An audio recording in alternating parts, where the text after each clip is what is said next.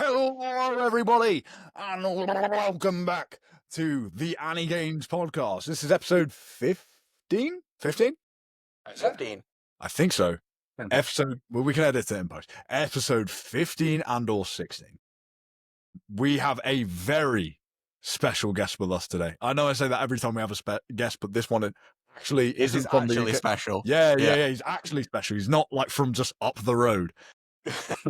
We have one of the goats when it comes to men's physique posing, Mr. Joshua. Is it Mataalii? Mataalii. I was very close. Joshua Mataalii. Boys, a round of applause. Hell yeah. My brother, how are we doing? Bro, doing good. Honestly, I mean, we just started, but already good vibes already, just because honestly, I was pretty nervous getting into this because I feel like from my perspective, like you guys are pretty dang cool. Mate, Like, you guys are... that's a unique take. We are not cool. No one popular, bro. I think cool. Really, like I see you guys as you know how like every anime has like the main three characters. Like this is very fitting. Like I was just like you are like the main three of the AniGains cast, and I'm just like I'm just the fourth guy in the background. Nah, man. I'm a side character for this episode. This is no side. This is like basically like Shenron. If Shenron from Dragon Ball is like the side character, that's what's going on. So if anybody doesn't know, Joshua is he's I would say he's probably one of the most viral when it comes to men's physique posing. Shall I share my screen real quick? Get up. Yeah, get up. Here we go. Hell yeah. Yeah. So he's probably like one of the most viral guys when it comes to men's physique posing. And one thing that I like about him in particular is that quite typically, like within the IFBB and the NPC generally, men's physique constantly gets slated for its lack of originality when it comes to poses. You know, the NPC only want to see two poses: front pose, back pose, right? So it puts off a lot of people from getting into the division because they feel as if they, you know, have to conform or fit in a box so well. And it's one thing that Josh does very, very well is like actually like switching up the styles, showing different variations within poses, showing creativity. He's got some poses here which are actually that one's good right there. Go up the party in the Red Sea right in the middle. That was a good one. Yeah. So he actually like has his own unique take when it comes to posing. I would say when I first got into like looking to compete, this was actually one of like the standout dudes who I remember seeing being like, yeah, I want to bring something like this to the stage. You know, it inspired me and probably a fair amount of fucking other people, I'd say. Kez, what's your sort of like overall take on it? Yeah, I completely agree. I think it's a tricky one because you hear constantly, yeah, just get into your front pose, just get hit your back pose, and that's it. And for me, I'm kind of in mixed minds about it. It's fine, and it is what it is. But for the sake of bringing entertainment to the sport and excitement, you want a bit more. You want flair, you want individuality, you want people to express themselves when they're posing, and you just don't see that enough. And like this is something that Josh like massively brings to the scene of social media.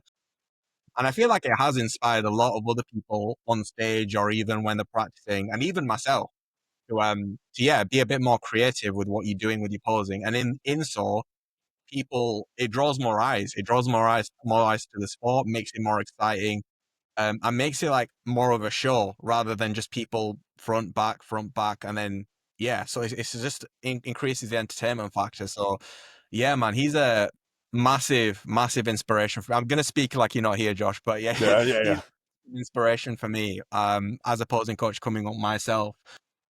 Obviously, like we both have our own ways where we're maybe similar, maybe a little bit different, but that's what makes it interesting with regards to having different posing coaches on the scene. But yeah, man, he's killing it at the minute, and just makes the whole men's physique a lot more entertaining. And there's a reason why he's probably the number one men's physique posing coach in the world at the minute. So yeah, man, massive fan. Yeah, man. Like I pulled this one up here. It's like actually sick. Like I think especially like if you've ever like sat through one of these shows, I mean like Noah, like you know, you come to watch one of these shows for your client and you have to sit through so much of just the same shit over and over again. Like if I was in the crowd and I saw somebody like hitting this on stage, I'm suddenly like actually locked in. I'm like, oh, you know, this will be probably, you look out for your guys constantly, especially at an amateur level. You're looking out for your clients, you know, you're looking out for people that you recognize on Instagram. And there's probably like one or two people that you would actually come away from a show and remember who they are. And this right here is something that I would probably see and be like, oh, that's sick. I want to see more from this guy. You know what I mean? Like, I don't know. Yeah, just pretty much the same as Kez. Like, it's shit you love to see, individuality, especially like when it comes to the stage. So, Josh, man, like, what like actually brought this about? Why men's physique, and what basically made you make the jump to be able to do this? Man, first of all, thank you so much for all the kind words. I'm very humbled just because honestly, from my perspective, I just see something different. And maybe it's like image dysmorphia, right? But thank you so much. Wow. So you want me to go over the whole lore of how this all started, right? The backstory. Cool. It's so funny because I gave like a workshop, a speech this last weekend at a camp I hosted, and now I feel like I had to condense it, but try not to cry, just because it is just a long story. So many views off it. I know, right? So just to like sum it all together, kind of put all my mind together. Growing up, I feel like I was very self-aware as a baby, like a kid. Like I remember at 3 years old, 4 or 5 years old, I remember like thinking like it was like an out of body experience as like a little like toddler, where I knew I was very special and I had a lot of value to give to this world, but I didn't know how that looked like as a kid. And I come from a family of 4 kids, and I'm 29 years old, but the next oldest is she's gonna be 40 years old, and then the eldest of that one is 45, and I think like 48. So there's like a big like gap. Yeah. Being the youngest in the family is just like I feel like I didn't have uh the opportunity to voice my opinion because I'm the youngest. And so I always felt like alone in the journey as well, just because not only was I the youngest in my siblings, but I was the youngest amongst the cousins and then like everybody. Like I never saw my siblings as siblings, like a brother and sister. I saw them as adults, like my parent. So whether it be a cousin I go visit, they're my parent, like everybody, I always put people above me in like a status rank. And every time I had like an opinion or I wanted to do something on my own, they always wanted to baby me or take care of me, and I didn't feel like I was able to grow. With the little thoughts in my head were like, well, I feel special. I should be doing something with my life. But one thing I was really gifted at as a kid that was very like, you put a magnifying glass and this is me. I'm really good at drawing, like arts. I went to school from a very young age, like to become a prodigy for illustration. Like if you ever watch like the classic X-Men comic books, if you know who Jim Lee is, and Tom McFarlane, who also draws for Spawn, like that was the type of style that I was getting into. But You by have the any time on your page? I do not. Do you want to look it up actually? Yeah, let's go for it. It's Cam, you have to look up. Yeah, sure. Search Josh Mata Art. It's a account that's been dead for about 2 to 3 years, I think. But it should be a Chainsaw Man in a SpongeBob font Yeah. or style. I want You it. see it? Hell yeah. Right, here we go.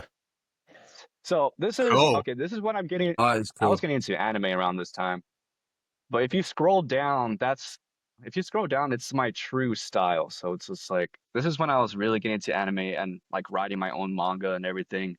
So a lot of these characters right here are like the characters I've created in my own little world. Yeah, It's dope. man. That's actually sick. Get back into that. Yeah. Yeah, scroll all the way down. You're gonna see like I like pretty much dove into different spaces there. So cool. Yeah. Yeah, man. Have you thought about getting back into this? Yes, it's just you know what, Time. Poland coaches has got. Yeah, Time. it's taken so Yes. much time where it's like hard. Actually, that's ridiculous, mate. Yeah. I know, right? Just creating my own waifus, you know? Yeah. I feel that.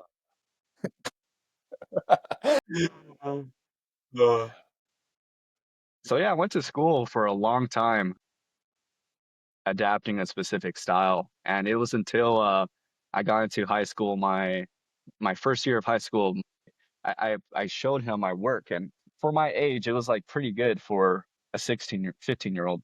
But he said you will never make it in art as a career. He said I He wouldn't said even that. try to attempt this. Yeah, he did. Shit. Jeez. Oh, I hear. Why? Yeah. Oh yeah, this is a cool character. And so I took that extremely personally. And unlike I mentioned before, like I've always looked everybody that were older than me above me. So I took his advice and like, oh shoot, you're right. I'm not a good artist and I will never make it. So I dropped the art side of things. And I feel like it really helped me though, the art side of things, just because it's important. It helps me later in the career I'm in now. But what happened was ever since I gave up my pathway of being a mangaka or like a comic book artist, I just try to search for different professions and try to figure out something else would work for me. So I did wrestling in high school. I did that for 4 years, hoping that that would drive me into a different direction where I could get scholarships and become an athlete. But after those 4 years, I realized it was a lot on my body and it was something that I wasn't willing to like do long term. Um, through all of like the little personal issues I was having as a kid, I shifted to I went to go to therapy. So I met with the therapist for a year just to try to figure out like, hey, how do I overcome this mind block of feeling like I'm not good enough or I don't have any value. And the therapist helped me so much that I wanted to become a therapist myself. So I went to college for 3 years to become a marriage and family therapist, just because he did so much for me. And I was like, hey, I want to do that for someone else. But you know what happened? In college, I met my wife. We got married, and around this time, that's when the pandemic happened, and so everything was shut down. And school, I couldn't finish it. Like I had to be in person to make those classes happen. So I Yeah. ended up just dropping out. And so with that background, knowing that like I dropped out of like my passion of being an artist, dropped out of like being a wrestler, and also dropping out of like school because I was pretty much the only kid who went to college. And you would assume that I was probably going through a lot mentally, like not setting like I guess a good example for the family or finishing something. So I was just like I really beat myself up about that. Uh, so from there, I just picked up like my job I was working while I was in college. I was working at are you guys familiar with the In-N-Out Burger? Yes. Yes. Yeah. Very much so. Okay.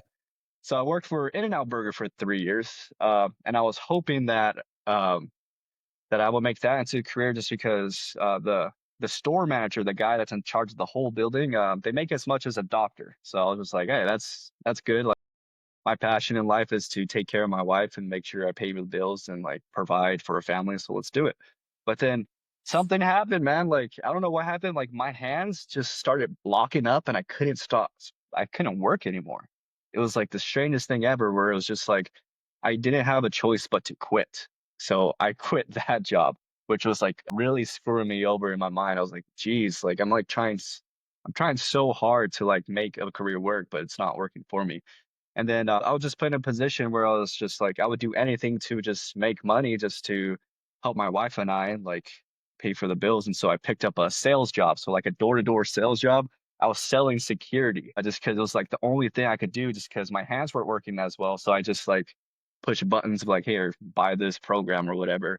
And I was the most average salesman, like the most average ever. Like what I was making was enough to pay for rent. So Yeah. that was just like a huge kick in the ego, and it was just like really messed me up. And then in that time period, I did a bodybuilding show just because something in my mind, like I mentioned when I was a kid, I knew I was destined to have value in this life. And like those thoughts, the thought happened like, hey, you should get into bodybuilding because you have value and this direction, like bodybuilding will set you up for a good career. I'm like, okay. So I did that. I did a bodybuilding show while I was working for a sales job. And then like posing was so natural to me. It was kind of weird. It was just like I hired a posing coach too, which is who is my coach now. And we did like 12 sessions together. And I felt like every session was very much like, hey, there's not much for you to work on. Just keep on doing your thing. So just like I guess I'm good. And then Was Once I this did my men's physique? Just to start, was it men's physique or bodybuilding? yes. I wanted to do classic so bad, but my coach was realistic with me. He said, "You do not have the size for classic." I'm like, "You're right. You're right."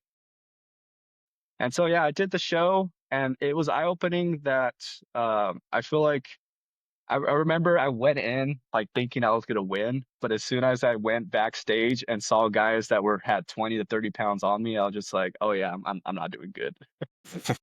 That's How when I old were found you out at this point?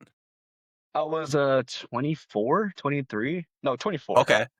Yeah. I think that was the same age I was. I think I was 23 when I first competed. So it probably would have been around the same time. What year was it? Shoot. Let's see. When did I get married? I'm like trying to think. Uh, I think 20, maybe 2023, 2022. Because you're 29 now, aren't you? Yes. So that would have been 6 years ago, or maybe 5 years Wait, ago. 19? Yeah, I, because wait, wait, wait. I had my first show in 2019 when I was 23. Here. Let me give you the year. I need to go through my photos real quick Yeah. because that will tell the answer. Because I'm really Yeah. bad with timing. See, I got into it. And just to make it short, I got into bodybuilding because of Lee Labrada. Lee Labrada is, I guess Nice. he's not a classic bodybuilder, but he's like golden era. Would you say? Old Would you school, say he's golden era? It was Old like, school? Yeah. no, I think he was like late 80s, wasn't he? He was mostly in the 80s, I think. I think Golden Era was Yeah. like Arnold in the 70s. Yes. So it was It was a bit after after that. Arnold. Yeah. Shoot, when did I compete? Oh, here it is. Here's a date. 22. That's when I competed. Okay. First time. Yeah. Yep. Yeah. That's So I crazy. got, That's yeah. that's crazy to say. That was the first time you've competed, and now what you've become in what 2 or 3 years after that. That's nuts. That's crazy. Yeah. It's barely, yeah. Well, yeah, 2022 that I competed, and one thing was eye-opening for me is just like my posing was good enough to get first call-outs. I don't know how I made it, but it was like the posing helped, and then I was also one of the most conditioned on the stage too, so that helps too. And then after that, my coach was just kind of like, "Man, you're like really good at this. Maybe you should like just be the posing coach for our team and for everybody else." And I was just like, "Okay," but he didn't give me that opportunity to like almost a year later. So I was living in where was I living? I think I was living in Utah at the moment, and then I moved to Arizona, and then that's where I just picked up. I quit the sales job just because it wasn't healthy for my wife and I's relationship because I was hardly there around her. And so when we moved to Arizona, I pretty much restarted, failed sales. So I like failed all these jobs. And then I just picked up a restaurant job at a Italian restaurant. So yeah, I did that for a year. And I remember I told myself that no matter what happens, I will quit this job in 1 year and make whatever I do full time. And it was within I don't know what year, but I went full time in posing in 6 months of starting. So Shit. yeah, Crazy. so it was very quick, and yeah, we're here now. I filled all these little mini jobs or mini quests to be a full time posing coach. Yeah. Yeah, man. No, that's so cool. That's so cool, man. Because I half wish I did the same, well, or something similar. Because I mean, I was in a situation where, like, I was in let's just say, a relatively well-paying job. So you have the security of that, but then I wasn't really fulfilled in that job. So it was like I need to make sure financially I'm set with the posing. I'm making X amount consistently over the few months, and I probably left it too long just because I was scared of taking that leap and had that kind of, that imposter syndrome where you're like, is it going to all crash and burn one day? But Mhm. yeah, but what would you say to those people, whether that's like posing or anything else, anything they're pursuing that have those like doubts in the self, like thinking, is it going to work? And then that might hinder them from really putting their all into it. What would you say to those people? One quote that I really follow in my mind is like, if the little voice, I get this from Brandon Hendrickson. He put it somewhere in his caption. He's a men's physique pro or Yep. Olympia winner. Mr. Olympia 3 times. Yep. He says, if the little voice in your head is telling you to play the violin, then by all means play the violin. And so the little voice told me in my head when I moved here to Arizona that, hey, like pursue posing full time in 1 year and just don't change plans. If you have a little voice in your head telling you to do something, then do it. What do you have to lose? Especially if you don't have anything to lose. Yeah. I feel like I've related a lot to that because it's weird. I dropped out of university when I was studying to become a counselor as well. I was studying to become a therapist. No way. Yeah, so it was around COVID and the pandemic. I dropped out after 2 years or 1 year. It was after 2 years I dropped out to try and pursue becoming a full-time online coach. And I had lots of little jobs, but they never really lasted for too long. I wanted to focus more of my time on the coaching. And before I knew it, I mean, I competed the same year, 2022 as well. And then I'm now full time with the coaching as well. So it's something that it's like lots of different things, but they're all the same. But for sure, it's that kind of if you think it and there's something out there that you want to go for, just sending it and going for it. You know. For sure. Amen to that. That's awesome. Hey, now you know. I mean, I remember I used to be so hard on myself with the like, man, I wasted these 3 years of doing marriage and family therapy studies. But hey, at least now that makes you into a better human being just because you know how to work with Yeah. relationships. Because when I was Yeah. in counseling, I was surrounded by women. That's all they were, and they would just tell me like their relationship problems and Yes. like what they're talking about. And I took notes, mess like, huh, what if I applied this in my dating scene and also in just like coaching too? And it has helped, honestly. Can't say how many times like opposing coaches work more with the client than their prep coach just because we're Yep. like face to face talking. And I gotta Yep. admit, there's been times where there's this kind of like a therapy session in our sessions. Definitely. Yeah, Yeah. yeah, I'm the same. I'm the same. Because, you know, especially when they're like towards the end of the prep and the digging and they're emotional and everything. And then they're just basically pouring out like, yeah, the life or I had an argument with my girlfriend and I'm like, okay. But yeah, it's cool. No, I won't say that. But it's one of them where you've got to learn to be able to empathize with people and yeah, and it's part that's part of the service as well, is just giving them that peace of mind as well and that confidence in themselves. And yeah, it can be tricky at times, I think, when people are really struggling, I'd say, with prep. I don't know what's the I don't know if you can say, don't name any names or anything. Like, what was like the worst thing that someone had said had happened on a prep for you? Oh man. All I'm gonna say is they just got into a huge argument with the significant other and they had to like separate themselves from the scene. Yeah. That's really about it. I can't share too much after that, but it was No, Yeah.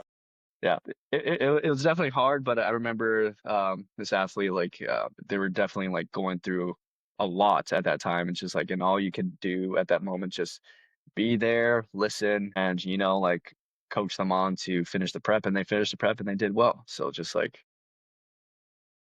That's dope, man. Yeah, man. That's dope, man. I think that's sick as well because, like, even if you say didn't acquire, the skill of being able to work with somebody, one to one, because you're so passionate about what you do and you've done so much shit that you weren't passionate about doing.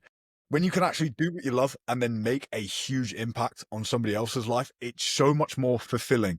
Even, take away the financial side of things out of things, you could make double the amount doing a job that, you're not fulfilled by, but then, happy are you really, when you can get past the sort of like money being a hygiene factor thing.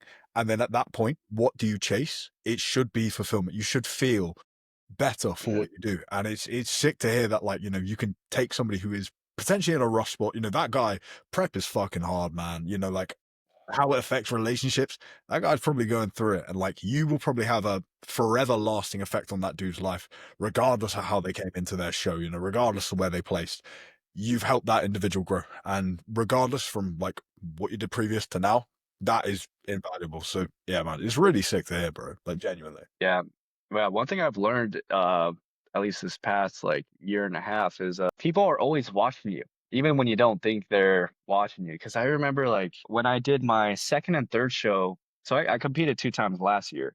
I actually didn't want to compete last year just because I was really realistic with myself. I'm like, my physique isn't gonna win any shows. I'd rather take a 2, 3 year off season. But I remember when I went, I documented my shoot what I documented my prep. Like I recorded every day leading up to show day, And then I ran into guys at the show that just came up to me and were just like, yo, like your YouTube like helped me get through this, or like you eating 60 carbs a day helped me realize like, oh man, if he's doing it, I could do it too. And it kind of like it blew my mind as to how many Yeah. people me or watching you in general were just like, oh man, I didn't realize I'm that cool. Even though from my perspective, Yeah. I don't think I'm that Yeah. great. Yeah. But Yeah, it's yeah, crazy, yeah, man. yeah. It's crazy how like differently you perceive yourself to the way others might perceive you. I had a similar thing. I think I won my WNBF pro card like in Dubai, and then I competed in my pro show in the UK. And that show, I had like 20 people come up to me saying, "I watched your YouTube show day video to hype me up for this show today." And I was like, "That's so cool." I'm like, "That's crazy. That's crazy." Yeah, So that's yeah, man, cool. it's cool. It's cool to know you're having somewhat of an impact. Like, I don't know about you, but I try not to put myself on a pedestal above people. Like, I don't really like being seen like that. Like, I like to being seen as like interacting with people and being part Yeah. of a community rather than me being this figure on top of everyone else. I don't know what you think about that. I like to use. Do you know who? Does everybody in here know who Lean Beef Patty is? Yeah. Yes, I feel like I am. mommy. Yeah. I I act like Lean Beef Patty in person. Yeah, Same thing with you. I was at a show. I wasn't competing, but I was at a show, and like same thing, like 20 people coming up to me and saying hi or whatever, or thanking me for a lot of people says like thank you so much for what you do in the industry. Like that's like one of the things they say.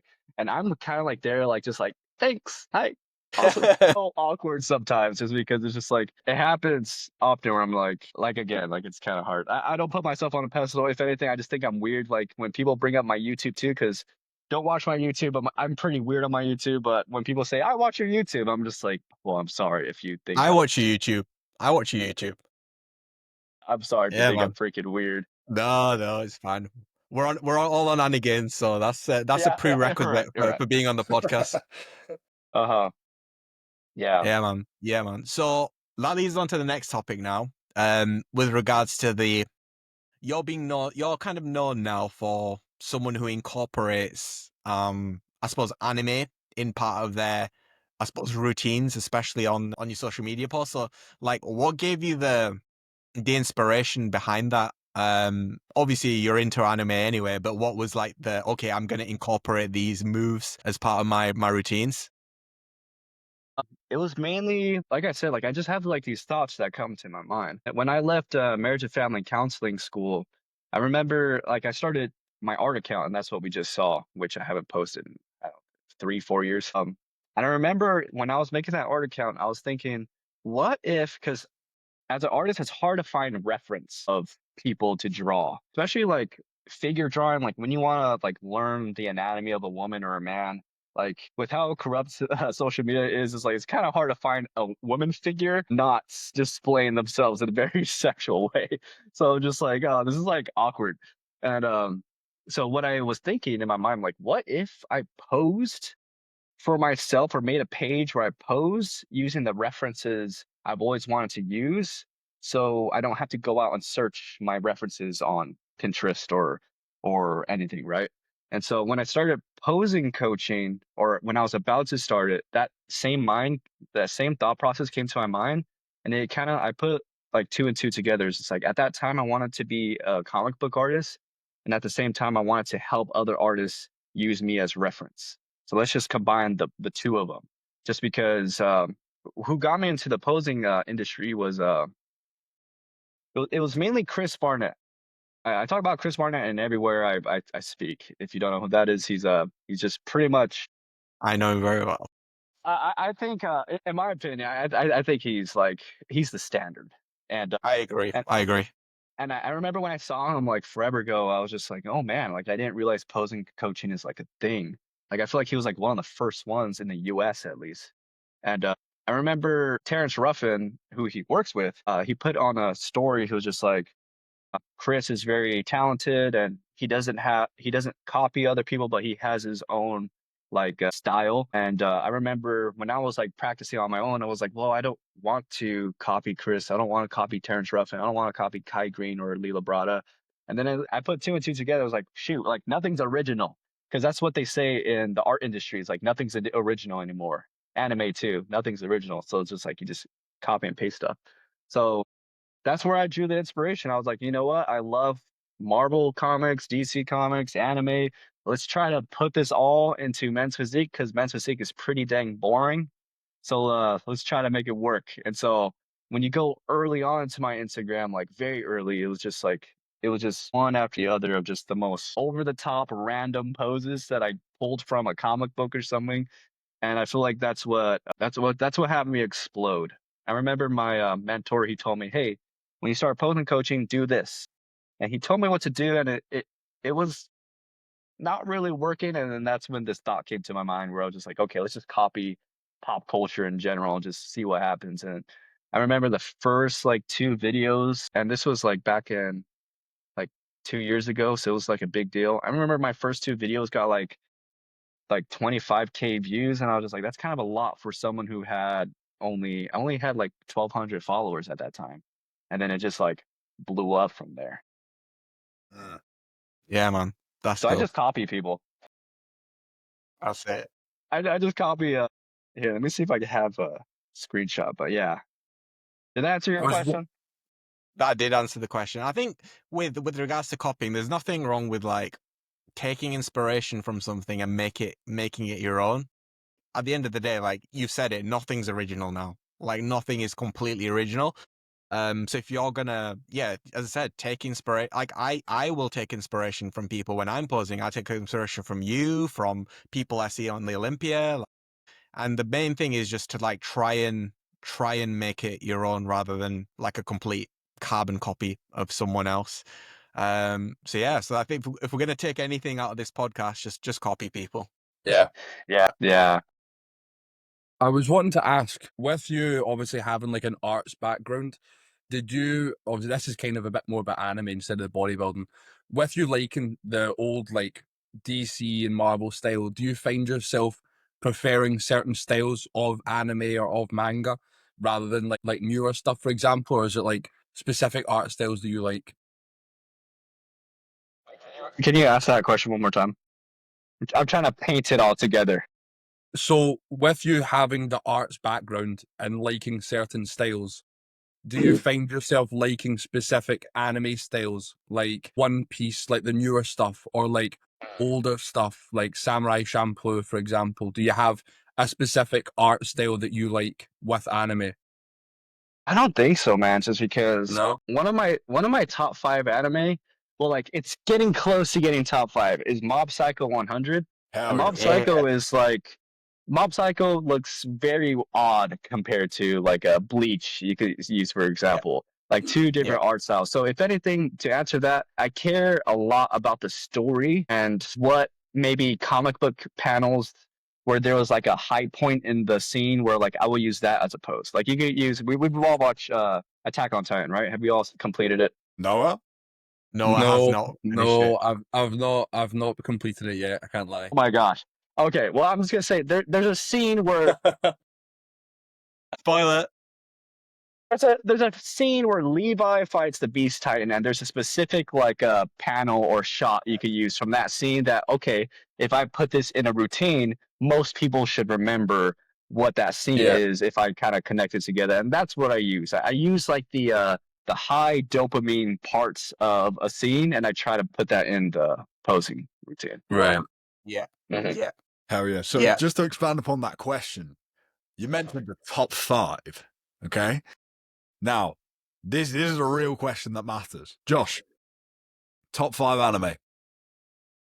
5. Okay, No that's hard pressure. just because I have 3 for sure. Hunter x Hunter is my number 1 Base. because Hunter is the reason for that is because it just reflects so well with my journey. Just because Hunter x Hunter is very focused on different the power system. I just like it. I like starting from level 1 and the power system gradually grows depending on the character's trauma or just where life takes them. And I'm just like, yes, I'm all for that.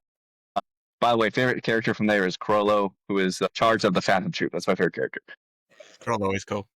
Yeah, and he copies everybody, so that's why. I like copying Yeah, everybody. literally. Yeah.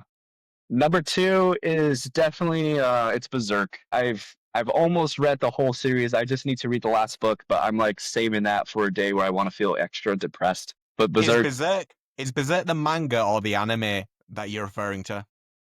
I'm referring to the manga. So I'm like, Okay. I'm throwing that up Okay. there. Yeah. Berserk is the one storyline where, you know how you've seen like are you familiar with Quentin Tarantino movies? Yes. Yeah. Very gory, very hardcore. Like the director has balls, right? Like he's not afraid to like do some really sketchy stuff in his movies. And that's the type of writing I like. Like even has anybody watched Breaking Bad? Yeah. Yeah, Breaking Bad takes a lot of risks, a lot of like story elements where I'm just like, oh my gosh, I've never seen this before. I love this. Berserk takes it to a whole other level where I didn't think it was going to take me to a specific place. And I thought I've experienced blood and gore and all the dark worlds of humanity. And like Berserk just went there. And I feel like it, I'll just leave it at that. That's why it's like my top 2. Yeah. Otherwise, we'll probably get cancelled if we mention certain things. But yeah, there's some really yeah. I would Yeah. the anime does not touch the book at all. The book is like I remember when I was reading it, I felt like there was like I was gonna open a portal to somewhere. Like it was pretty hardcore. Number 3 is probably Vinland Saga. Yeah. Vinland Saga is a big one for me, mainly just because haven't we seen season 2 of Vinland Saga? Yes, We sir. have.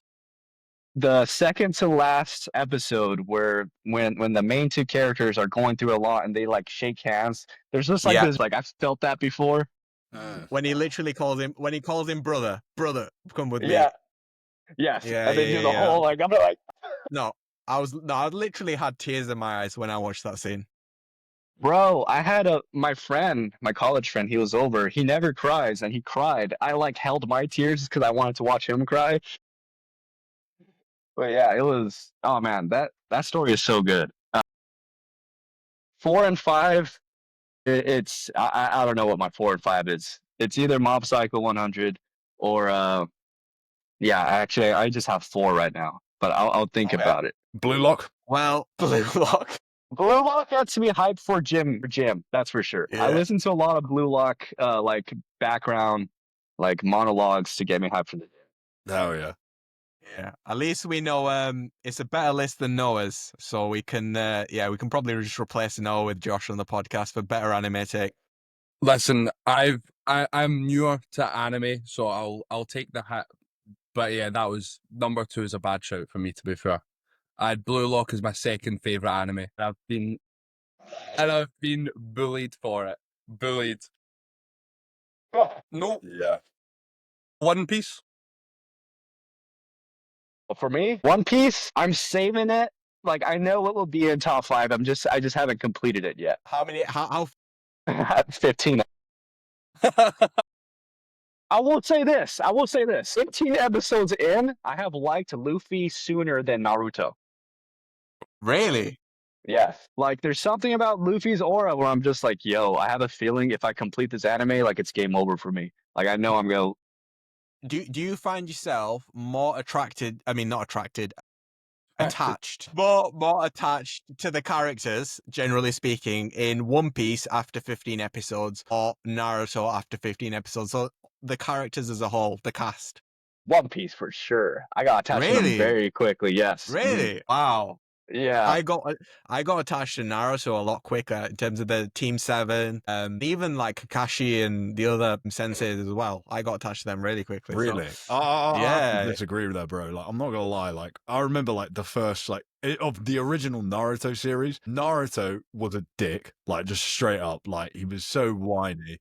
Like all of Team 7, like you just had like this moany emo child, this girl who's obsessed with him. Oh, Sakura was the worst. I'm not gonna lie. At the beginning of Naruto, Sakura was literally the worst. No, and then like you've got like Kakashi as well, who's like, you know what I mean? He's just turning up for the paycheck. I like Kakashi the most because like that's actually relatable, like as an adult. So like he was the only one I liked really, but like yeah, One Piece is like so much more colorful, like you know from the get go. I'll say, but that's not to say either anime is better or I just yeah, I just upon reflection, yeah.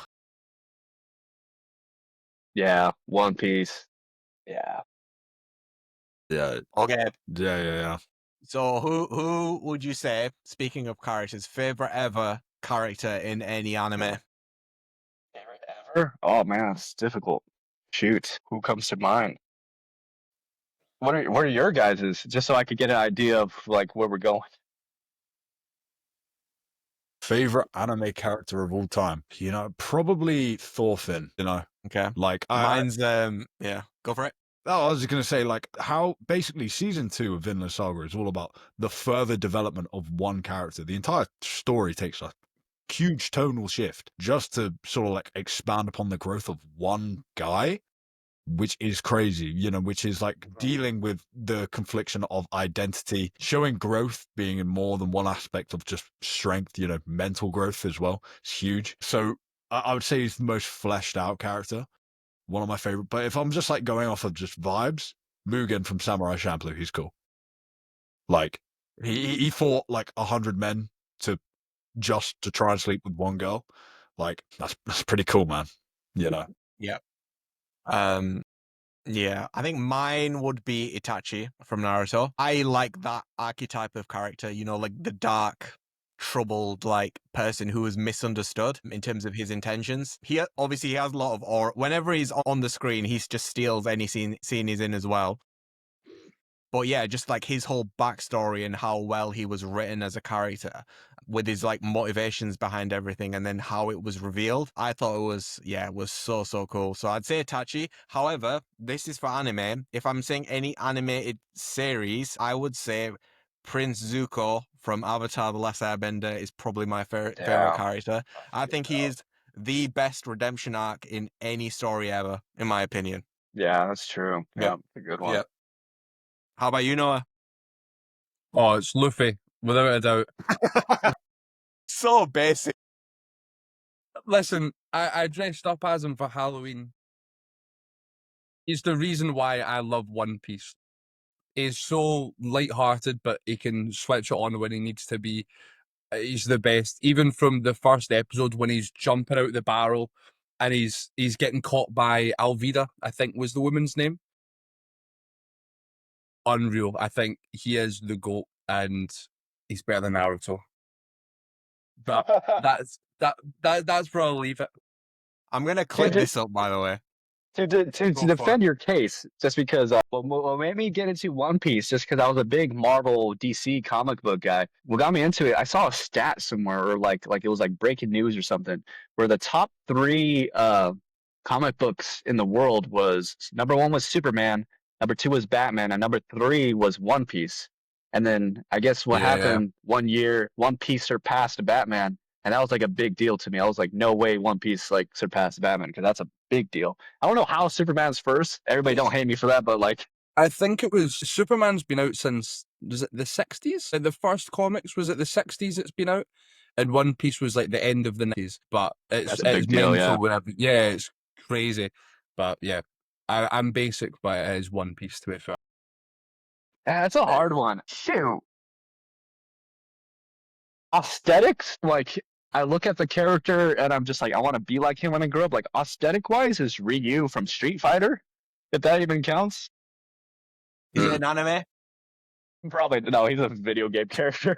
Yeah, I know. But I know. there's anime forms, but I will probably say I really like I feel vanilla saying these 2 answers. It's between Tanjiro or Mob from Mob Psycho. Mob just has a really good heart, and his development as a character and who he accepts in his friend circle is just like very wholesome to me.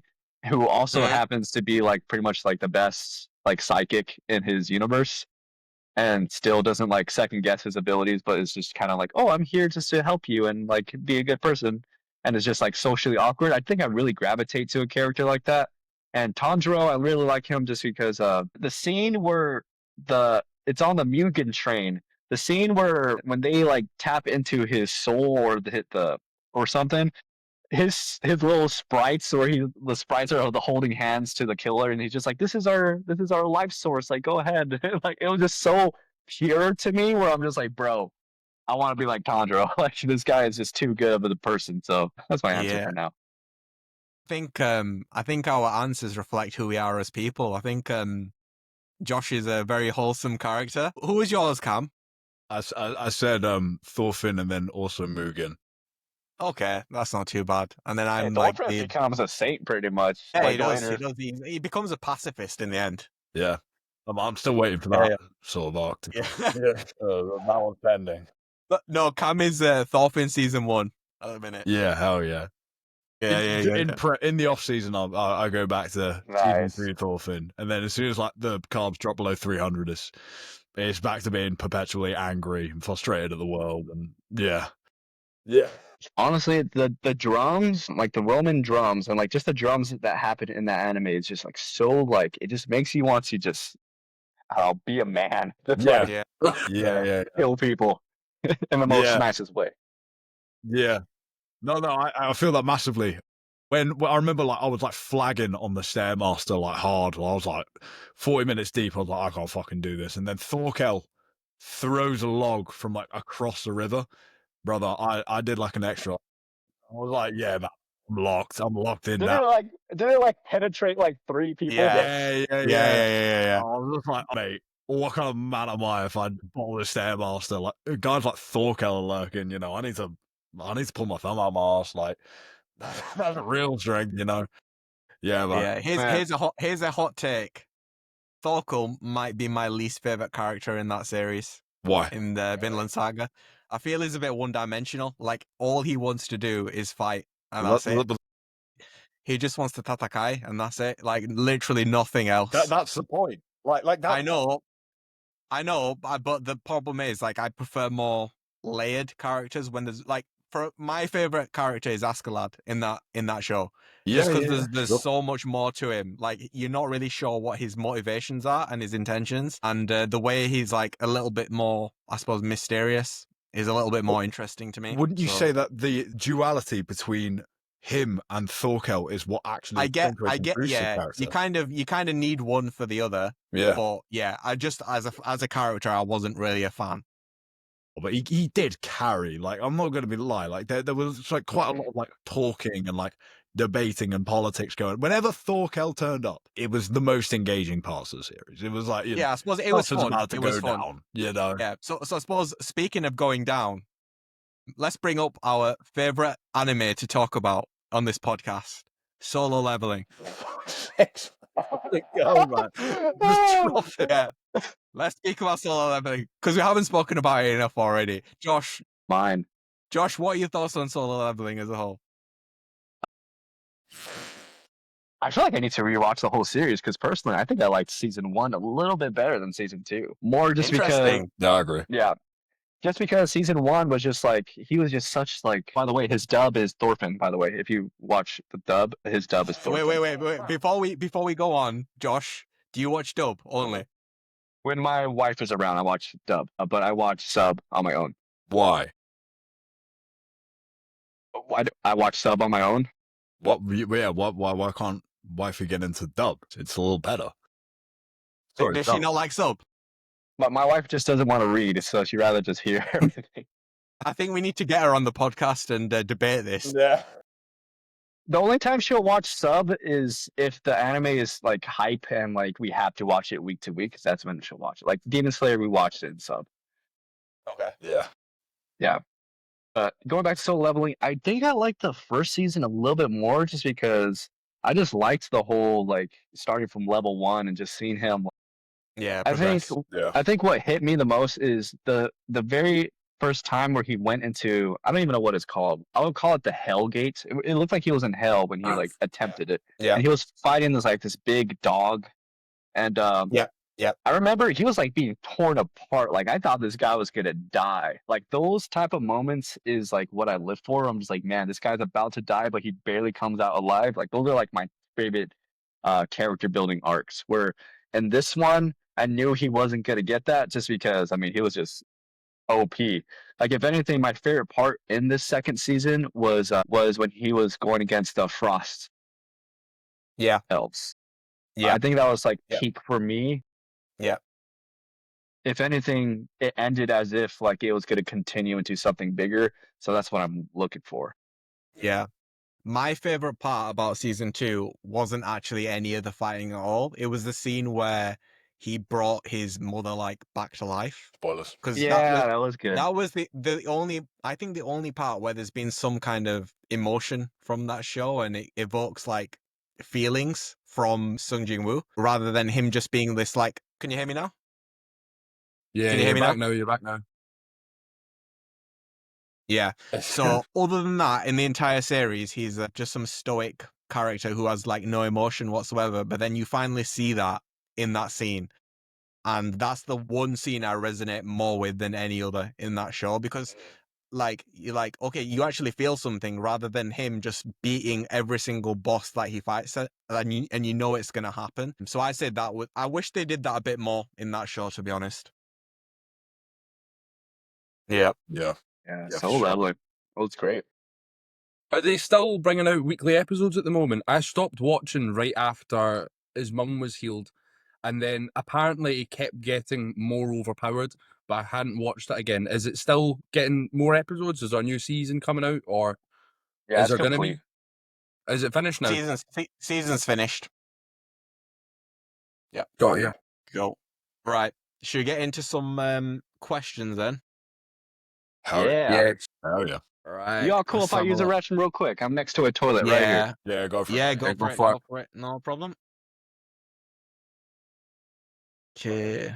So I'll ask you boys first the question before we ask Josh it.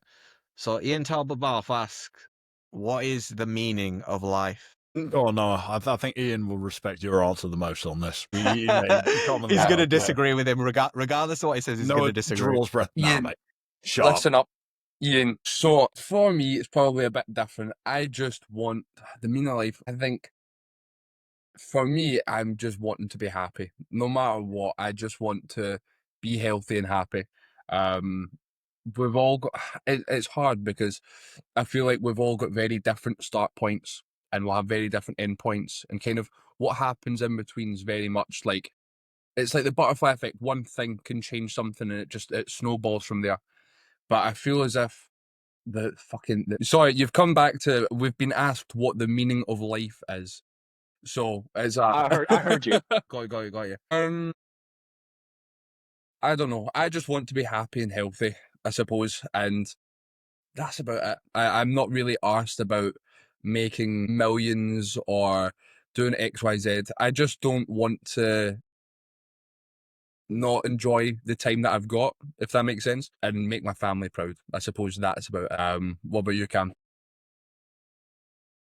Sort of similar, you know, just like get to like 230 pounds lean, and make a considerable amount of money so I can buy I want to have like a Toyota MR2 that I can like mod and like work on. Yeah, go like fucking surfing every day. To give like an honest answer, it is really just like, I sort of like touched on it before, but like I would be legitimately happy to just have the freedom to do whatever I want.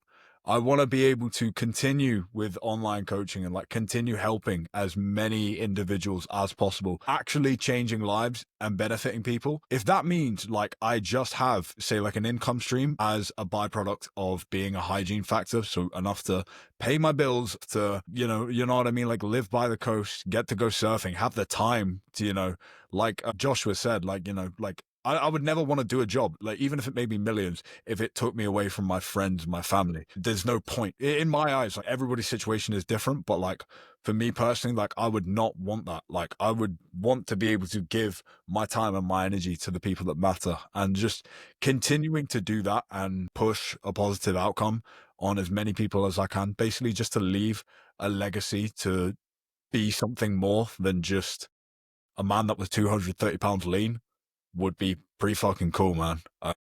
So yeah, it's kind of I would say a pseudo generic answer.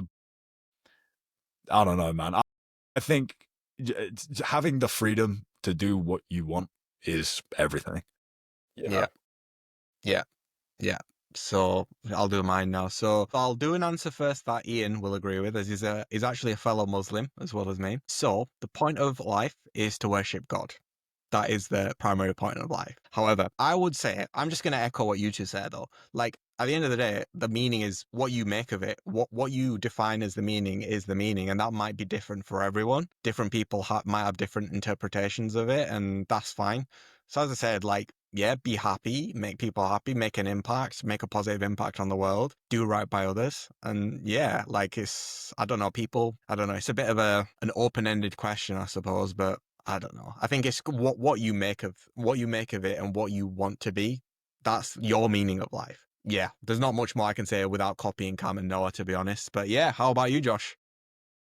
The meaning of life for me is to become level 100 of what level 100 looks like for me as an individual. I feel like I come from a very not materialistic, but my family could attach like success with, like, you can't be humble and successful, like, is what I'm trying to say.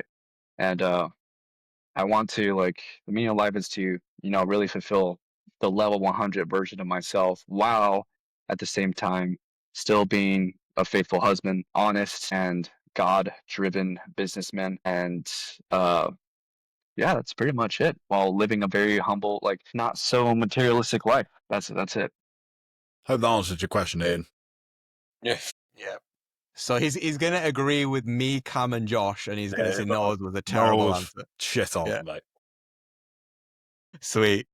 Every other question I've been asked, Josh has already answered in our original questions. I've got a question. Who Yeah. was it that you got into the bikini posing? Yes. Wait, Yeah, that's Cam, right. share screen. Cam, share screen. Yeah.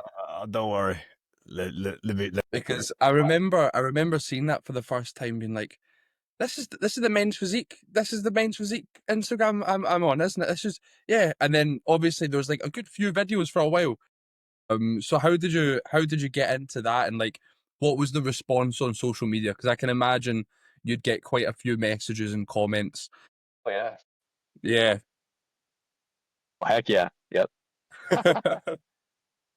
All I'm gonna say is, like, you're good at posing when you can mimic a woman's movements. For This sure. is not even my best walk, but it's okay. All right. So I like to play to my strengths here. So when I started posing coaching, I mostly had classic guys, and I feel like I'll throw in Chris's name again. Chris is the king of classic when it comes to the posing world. And I was just like, he's dominating this side. What happens if I just dominate men's physique? Just because no one was touching it. No one touches men's physique other than like me and Kess now. But like, I was like, you know what? Let's go all in men's physique and let's make it special and interesting. And so I pursued that. And now I mostly just get men's physique guys and like a few classic people that want to work with me still. Um, And I remember once I feel like I tapped out men's physique content for myself, like I was like, okay, I feel like I've covered everything I needed to in men's physique in a year. Let's and men's physique is like the intro division to compete. At least it should be. Like I'm gonna be honest, like there's a lot of classic guys out there that think they're gonna get the pro card in classic, but in my head I'm like, bro, if you did men's physique, you probably get your pro card sooner in this one because a lot of classic guys are just not that big. Anyways, that's a side tangent. But since I honed down men's physique for so long, that's the entry. I was like, what if I hit bikini? Because that's like the entry level division too. And so I reached out to a few friends, girls that were posing coaches too, and my my bikini posing is a byproduct of I think 6 sessions total. That's it. And yeah, it's been going well so far. I'm attracting figure girls right now for some reason, even though I don't do a lot of figure posing, but I think my physique looks more figure, so I don't know.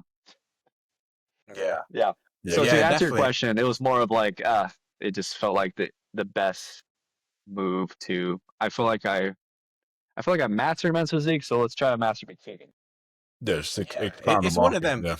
Yeah, it's one of them where you can like being a good posing coach. Obviously, part of it is knowing how to pose for that division, but that's something you can learn at any point. You can learn to be a good poser.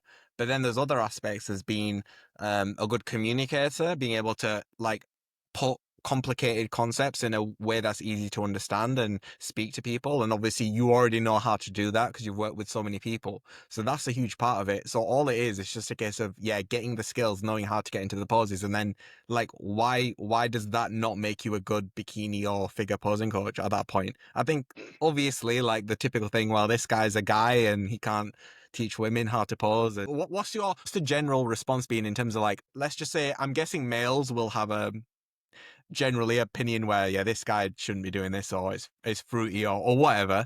And then what's the response been like from the women in terms of the female competitors?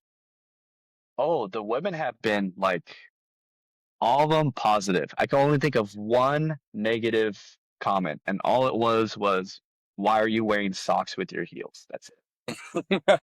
Yeah. And I was just like, sweet. Well, a lot of pros wear socks with their heels, so that's why I'm doing it. Yeah.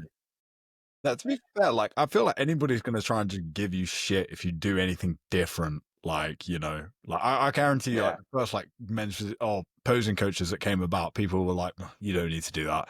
You know, that's a small niche. Like, well, you're either trying to scam people or you know what I mean. You're doing this because you're not a good competitor. Blah blah blah blah blah. Now it's it's the norm. You know, now people wish that they would have done something sooner. So, yeah, man. You know, I think I legit actually do think it's pretty dope. Like, yeah, appreciate that. Yeah. I mean, I see it too, where I see a lot of like prep coaches coaching their bikini girls anyway. So I'm just like, hey, let me just take it to the next level and just get myself heels and just like do it. Yeah. Now I have to shift though, because I don't think I'm gonna hit bikini as hard as I want to, just because we also got a new division now, which is fit model, which is the new intro for NPC. What's your boys' opinions on that? Model. Yeah. Personally, I mean, go ahead.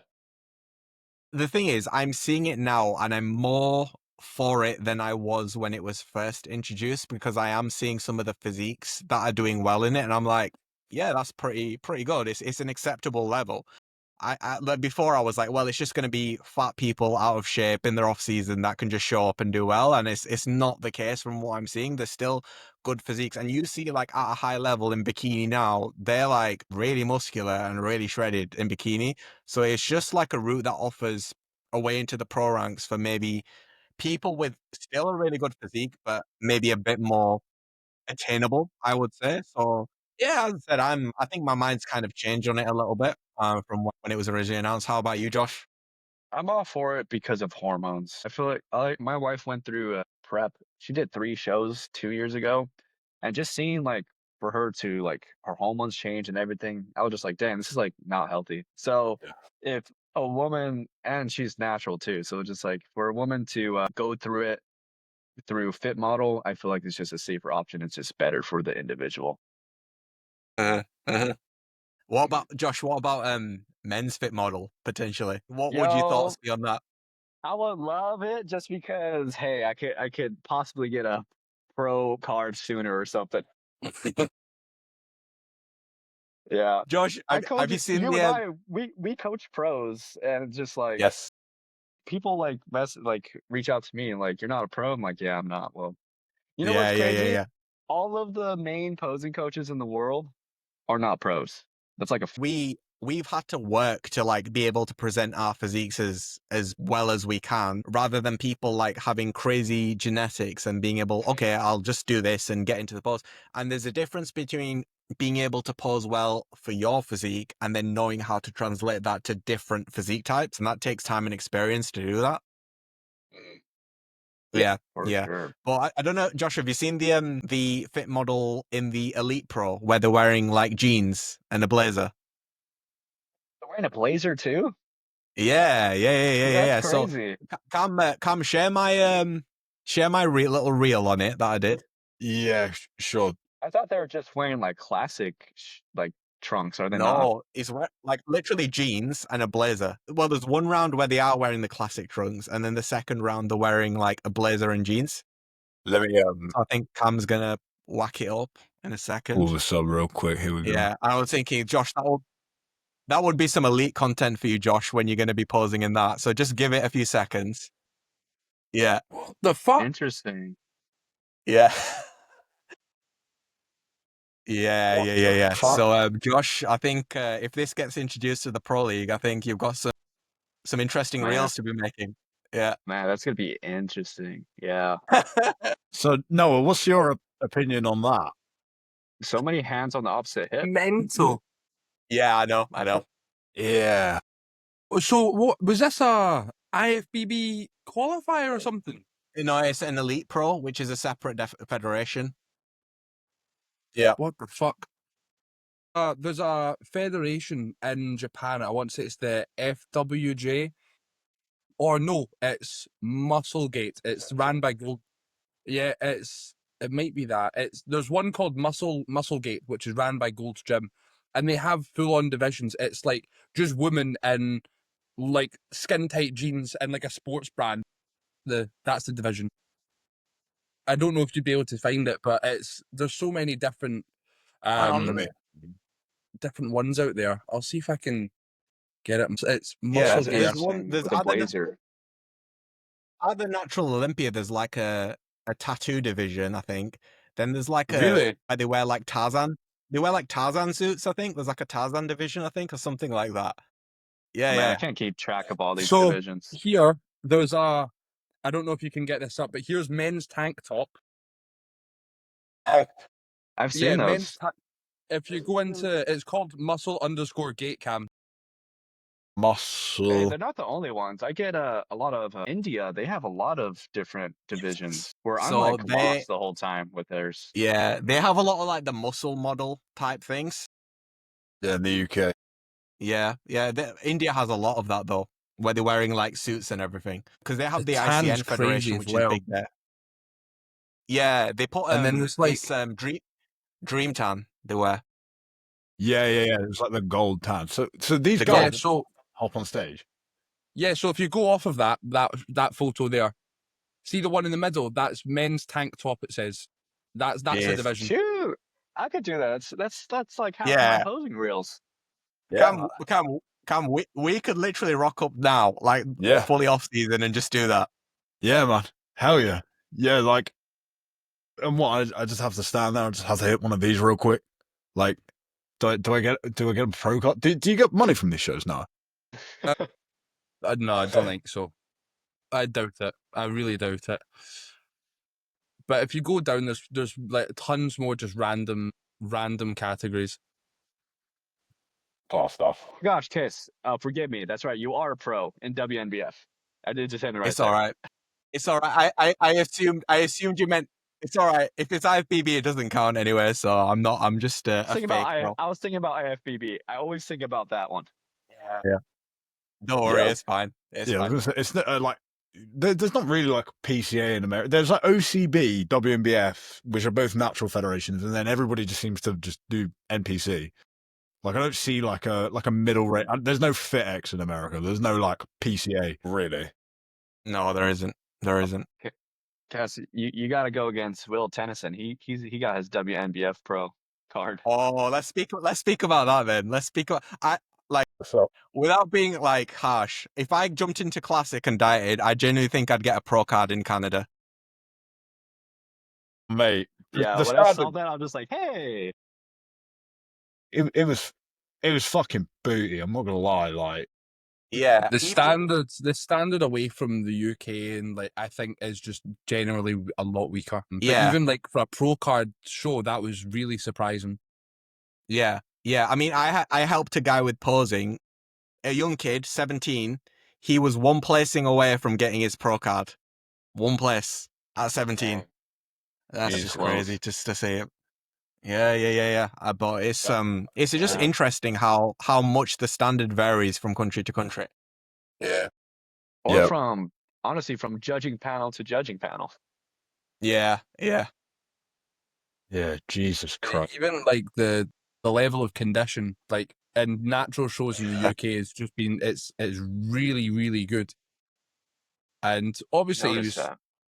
like There's Will Tennyson. yeah, like See, he's got I'm he's sure- I got think good out of the quads, lineup- but Is there a shot of the lineup anywhere? there will be a shot of the lineup because I remember seeing it on Wait, someone's go down. I story. want to see his side chest. This one here. Yeah. Fucking hell. Brother, like this guy to the left of him. Sorry if you are watching the AniGains podcast, mate. You're probably a huge fan. But like, I don't know. Like, I saw somebody bodybuilding and bollocks. He made a reel basically saying like, I've seen this. yeah, he was like, oh, you know, if you want to tell like, you know, if your favorite influence is natural, like, you know, this is the top level of naturals. And I was like, mate, no, it's fucking not. This is come to a UK like, show. Like, this you know, is so. These lot would not place in a UK regional show. no chance. Like, you know, Like, Yeah, I've seen UK. You guys are usually coming very peeled. there are some absolute Very freaks, full. especially like in bodybuilding. There are some freaks in UK bodybuilding. Did you see that Adam Powell stitch that he made when someone, I can't remember who it was, but they were like, as a natural, it's you can't really get your Yeah, legs, same. and it's Yeah, like, yeah, it's that same guy. Yeah. yeah, it was him. don't know if he just says that for rage bait or like attention, or if he genuinely thinks like this is the pinnacle of natural bodybuilding. Sorry again, mate. You're probably a huge fan of the AniGains podcast, but like I'm not gonna lie, mate. We're losing subscribers by the minute here. We'll Don't have like care, no like, you know. watchers. Every single one of our listeners is a WMBF Canada competitor. Number 23 is the average AniGains viewer. 23's legs are more locked in than 17, though. You know what I'm least saying? Yeah. Like, yeah. Genuinely. Yeah. That's a weird. That's a weird photo. Look, this one here. Why does he Yeah. look so photoshopped in? The guy in the back Yeah, with the most mustache. yeah, Why does AI he look so generated. photoshopped? Like they just put him there. Fucking hell, man. Yeah, these. Yeah. Yeah. All right. Show me a UK WNBF stack. Okay. I mean, you can even. yeah, go on, guys. So, I was gonna say, I'm just trying to think. No, I'm just trying. No, in terms of a lineup, because there was the Supernatural, so you can just go on WMBF UK and then just go on there. When you type it, Yeah. I saw that in the thing. I was like, oh man.